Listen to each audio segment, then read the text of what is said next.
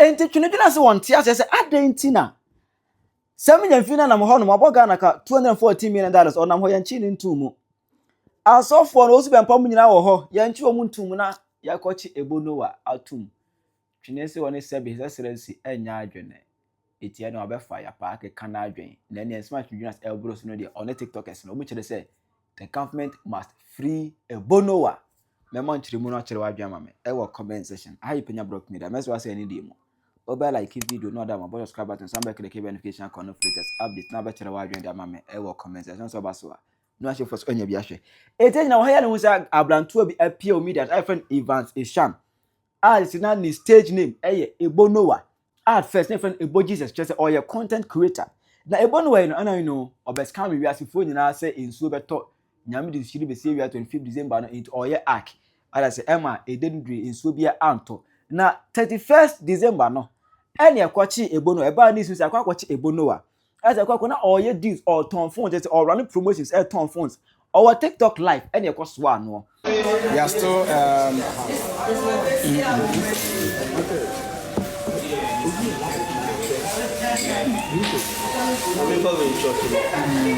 you drink now, no more drink.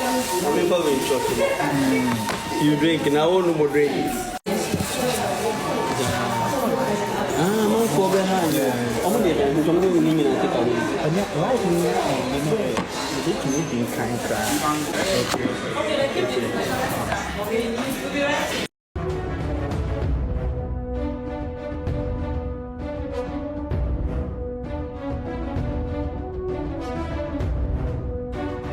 Emma enwa 2nd January no yedi ko pie mu e Adenta court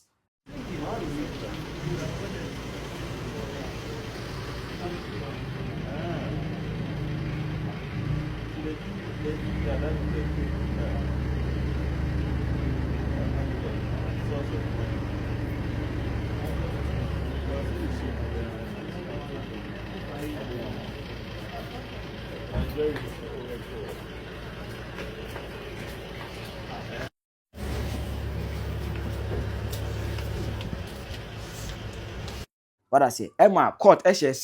yenfa Ebo Noah enkotwe abankokum kakra yare madri for 2 weeks omana court to be 15th January 2025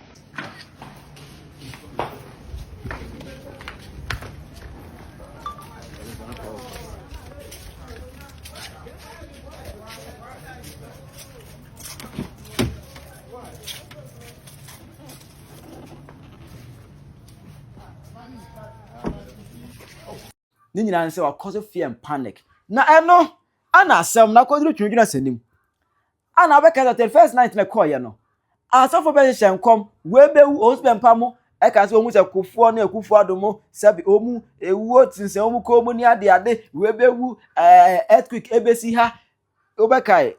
fire wo just earthquake ebesi we si ebesi obi nim si kufuo bewu just ma gbogbo wo ma buruburu wo the first night no come share by the fire doom ana fese ba Sammy Gyamfi gold board no wakobo Ghana ka $214 million Twene se on tia se ade na Sammy Gyamfi na ho no free yanche no o si Bempah de no come share no free yanche no ni akwachi Ebo Noah so akoto fear and panic Twene se eni tibo anye it will be blast Mahama obviously John Mahama has arrested Ebo Noah John Mahama wey me ko kan na mo di jimia betna e tro cyber bully mo ni odobroni mu nkwasiafo mo pe obi achina obi ese mo chine ye Sammy Gyamfi on na ko wia $214 million sika ebetimi asesa Ghana destiny sika ebetimi abie 24-hour economy ama mamamuo no aya akono sika mo betimi di ama Ghana ni bia bu NDC every 1 minute bia the police are from so nam nti nyan munya no nko ni baabi obi adidi amenu akobro nsa na osi nsuo be fa wiase wadi ase obeka me ka kire Ghana fo se dam no abomo obi amfi no na nipa ni jimia eno no crime men wa committee alatafo mu wa kurekuratuo epese o mu dane Ghana Nigeria ewo mu NDC fo ajimi fo mama muo so alatafo mmoa tututuo ko wiem omo na ese mo sese omo deport om krom na omo ama ma eden odi tuo ni hwe wiem a ototo ko free no mu gya na next time odi be hwe ni paso me donyame age ne bag age ne phone nti alatani anya kukoduro ekuratuo tutuko wiem ono na ese ko prison nya obi ono nti wo keka nkwasem ene mu wiam ko sha Owusu Bempah ne baduko bi mu nyina omo si obi bewu aso dem 31st night omo nyina Ghana asofofo Yesu baako o se ba omia be wini ade a chia Yesu baako no se ba omia be lusu Yesu baako se Canada Japan be wini ade a chia Yesu baako no so se ke Japan be lusu enkwasiafo nko a ansana asofofo mu wa ya John Mahama ma musika se o mu nkase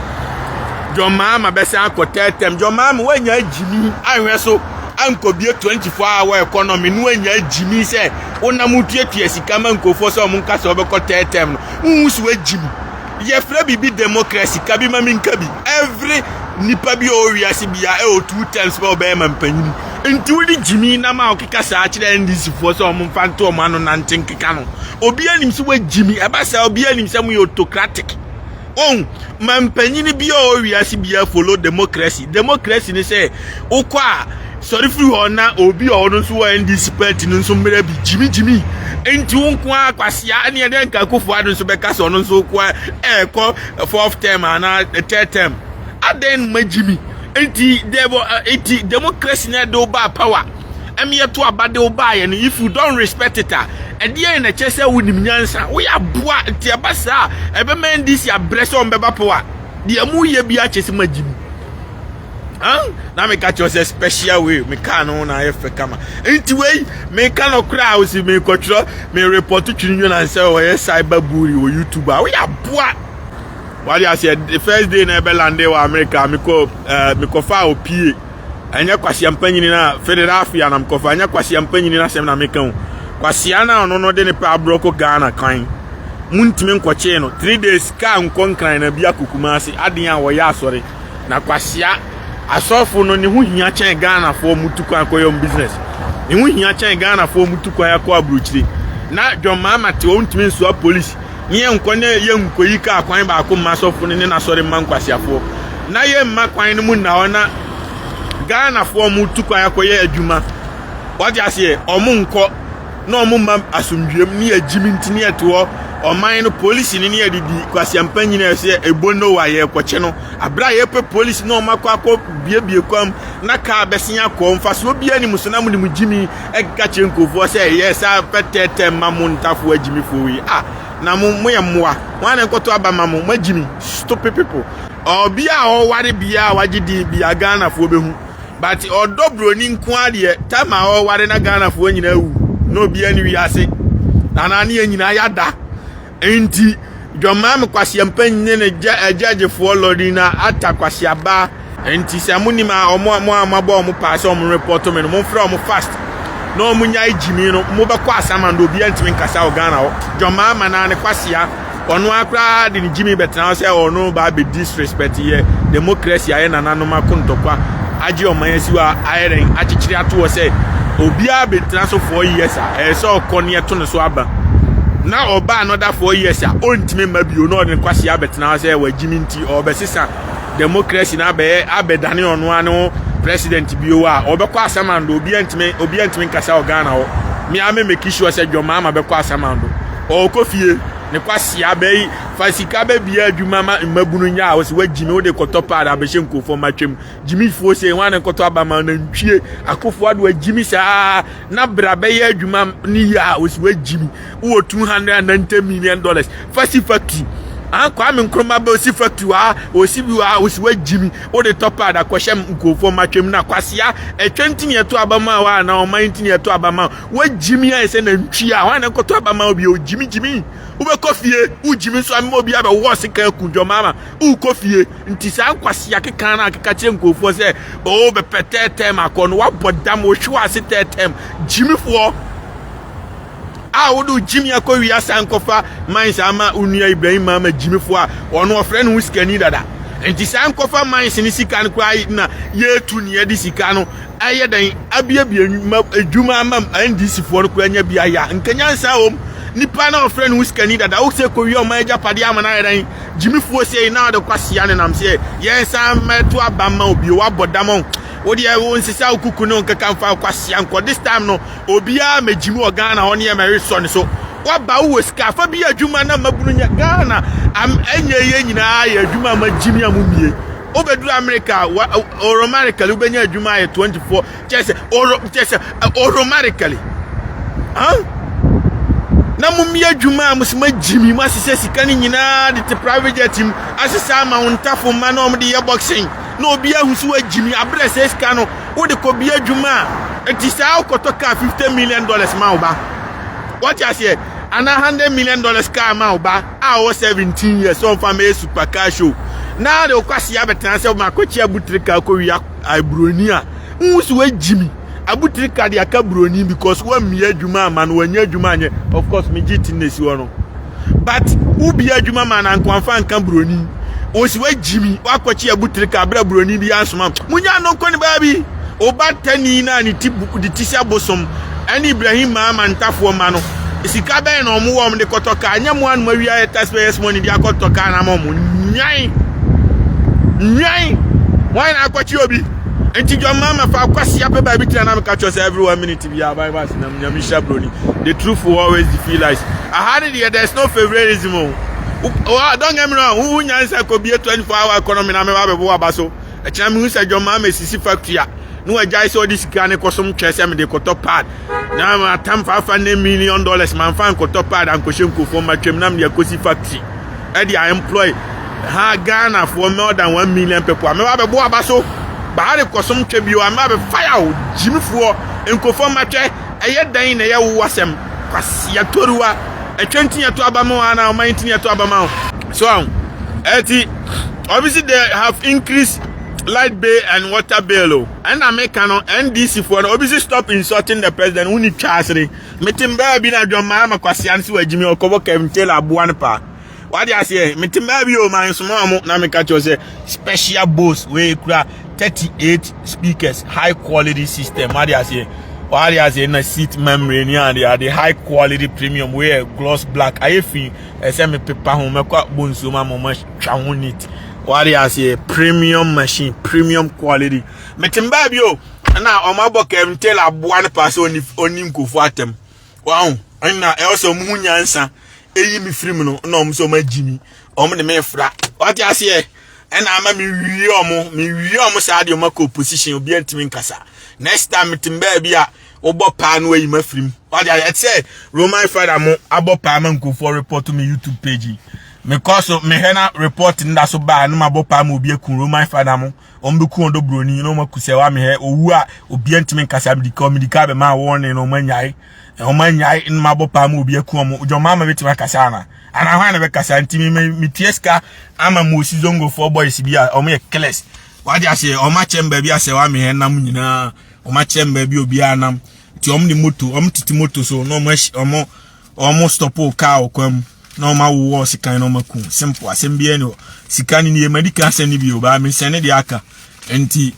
omu a sa na hwan fort enti o mo abo pass obi ntwotwo nkwase commenter eti kem tell abo ibe dada nkofo mi ko deport no how many minutes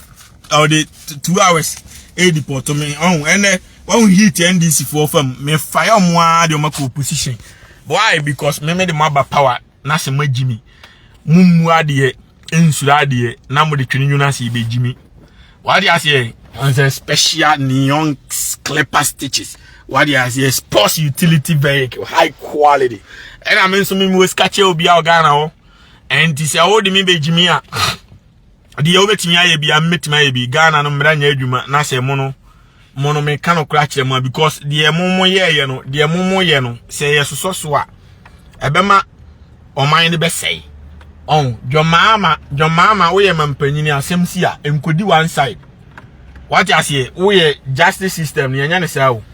what you say yenya ne say majiminti da bia no me mekwa kodi one side na ma defend obi because of me selfish reason and because nipa na blackmail me and bibisa yenim no kre se da dilumba na yere ya ba akope wanware obi anka ho on na se ye for so no dane ne yere what you say ye court kwasia ya mampanyinti ya sam kwasia fo kugu court wo se for so nane oba ne yere abra obi anware na ye se o man no ntime metia na meka anya se bia meka obi me minimo odobroni na minima kosi asewa I speak only the truth except I'm despite it way kan kwasia semi anya na me fire ni but one fa TV ankomo mantena so a abra TV na wo te so no kura no the contribution of your success every maame no Syria na oton nyina no saa na nkotwa me metwei na mekọ tepa ene kotwa CD beton me movie kwa me despite jimefo na master copy me ko eno Nigeria na maba Ghana tepa tema what I say na maba betwa me master more copies and send my beton me movies ba wo de akosu asewa etam machine di twa cassette be si wo fie enti wo nko Nigeria o sa despite de ma wo ye nyina no enti wo success no dodo na free lumba no sa ne side na busuamfo na omobo awo enti eye dan na lumba no ne yire na ono aboa wa contribute to the success over the years 80s 90s na for until 2000s till now na oni wiase biewa asukom no ma na anu yom kofa 2014 or 15 be na TV on en wako gina nachi eye dirty work against lumba ne yire na waboa wo success na wo do TV amo mmoa ne guso na omu di ma me na tema na mekasa kura mo obi ahu se wo ya devil nya fe na ba be kasa na obi ahu se wa jimi wo be kasa kura ye den because in the first place one adiom kogu TV no kura no the onim nyansa ye o la mic ono so kan kura o mo pese o mbetie no kura no because o mo nyina jeje bribe because o mo nyina nipa bia o rational human being bia onye bribe bia enim say o kotare obi kunu ho kura ye wrong in the first place and na be ma bia o yiri bia o kotare ho a what I say e wrong abrochire kura de we criminal ye be chiwatum entulumba woyere na odobroni de akotare ho a that right then e bone a society kasetia obia wofo bia tu ne ba fo se me nkotare obi kuno eye bone bible kasetia ba bia kasetia enti se mu nyina openly na mu gina public e defend bone saa no na ro kwase atwa ho wa mabetena media me ye innocent wa bodam stupid man o the despite to be Jimmy say bi o ndo obi di meka list no mempen kwasiade mu panimfu a mu wo kuro no ma enkura look up to mu bone na mu support saa yenye ne saa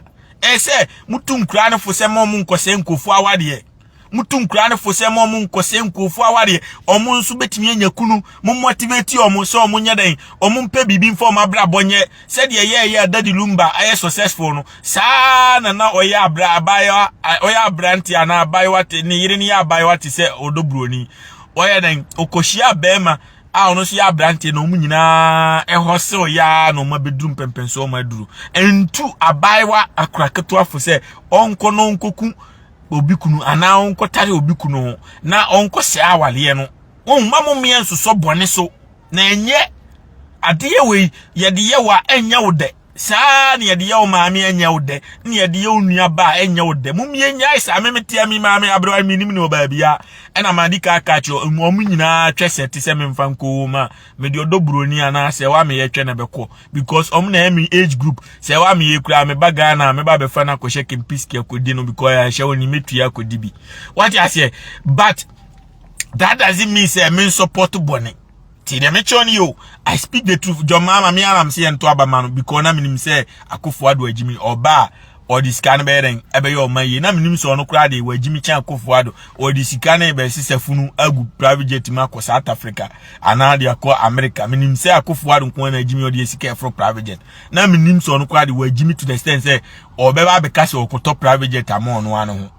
presidential jet na nyema no or person top private jet mo no ano minim so ya boasa so na minim so oba bebie enwuma ama emabunu no so nti me tia menta obia na NDC fo no o ma nkobo kemtela aboa ne pa amu ameden wa meme masema medada nkofo so obe deport me within 24 hours nka me kra na hit am ne mo kra nka bia me mfa mo ba metim ba bi na se mo asoma akra ne se o megimi a Kevin Taylor aboa ne se o megimi a no no kra no ne yire no honya fenti ankama kochi na kodi na anyem no